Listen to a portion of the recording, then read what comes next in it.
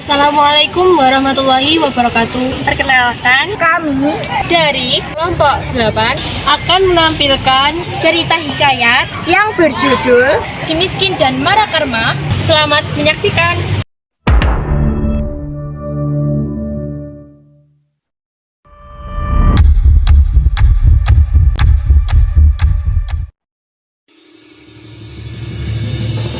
Si Miskin dan Mara Karma. Kisah ini dimulai dari seorang raja keinderaan yang mendapat sumpah Batara Indra.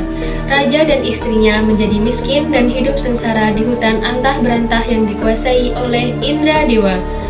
Raja dan istrinya menjadi miskin dan mendapat julukan miskin dan juga mendapat penganiayaan dari penduduk setempat, seperti dilempari dengan batu. Beberapa tahun kemudian, si miskin dan istri diberi momongan seorang anak laki-laki yang bernama Marakarma, yang artinya anak dalam kesukaran. Dia adalah anak sematawayang si miskin dan istri, sehingga dirawat dengan penuh kasih sayang. Suatu hari, si miskin menggali tanah dan menemukan tanjau yang berisi emas yang bisa digunakan hingga ke anak cucunya. Dengan kuasa Allah, pada tempat tersebut berdiri sebuah kerajaan lengkap yang diberi nama Puspasari. Setelah berdirinya kerajaan, mereka kemudian berganti nama menjadi Maharaja Indra Angkasa dan istrinya berganti nama menjadi Tuan Putri Ratna Dewi. Kebahagiaan mereka bertambah dengan kehadiran seorang anak perempuan bernama Nila Kusuma. Dengan kehidupan yang lebih baik, mereka tidak luput dari kejahatan orang-orang di sekitar mereka, seperti yang dilakukan oleh Maharaja Indra Dewa yang sangat iri dengan negeri Puspasari dan kebaikan hati rajanya. Dia melakukan rencana jahat kepada keluarga Raja Indra Angkasa.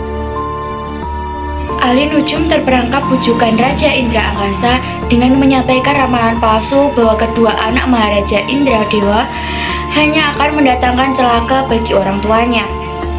Akibatnya, kedua anak tersebut diminta pergi dari negeri Puspasari. Tak butuh waktu lama, negeri Puspasari turut hancur dan raja ataupun ratu hidup miskin kembali. Keduanya berlari ke hutan. Marakarma disangka sebagai pencuri dan ia dibuang ke laut. Sedangkan Nila Kusuma ditemukan oleh Raja Mangindrasari dan telah menjadi istrinya yang kemudian berganti nama Mayang Mengurai. Nasib Marakarma yang terhanyut hingga ditelan oleh ikan nun mempertemukannya dengan Cahaya Cairani dan Nenek Kebayan. Marakarma hidup bersama Nenek Kabayan dengan menjual bunga dan bertemu kembali dengan istrinya, Cahaya Cairani. Ia juga mengetahui adik Mayang sebagai adik kandungnya berkat cerita Nenek Kabayan. Segera Marakarma menemui adiknya dan pergi ke negara Puspasari untuk menemui ibunya yang masih hidup menderita sebagai pemungut kayu. Marakarma meminta kepada dewa untuk mengembalikan negeri Puspasari seperti sedia kala. Kesaktian Marakarma dapat mengalahkan serangan dari negeri Antah Barata yang dengki melihat kemakmuran negeri Puspasari. Marakarma menjadi raja di Panglima Cahaya dan keluarganya hidup bahagia di negeri Puspasari.